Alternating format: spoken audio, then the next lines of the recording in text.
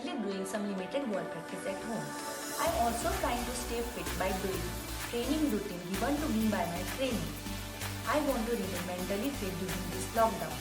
I am currently ranked 101 in world ranking of women's singles. When the lockdown is over and things get back to normal, I want to play an international tournament to break into top 100. My target is to break into top 50 by this year end. I'm also looking forward to representing Goa at the National Games.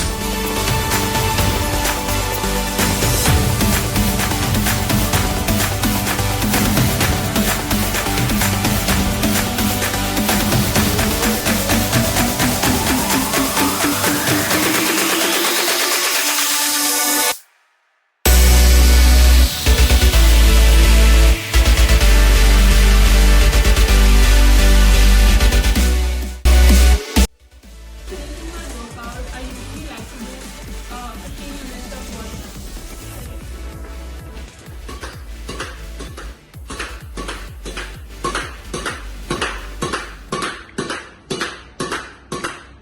So after completing my workout, I like to do a good 10-15 minutes stretching as it's really important. So everyone stay fit, stay safe.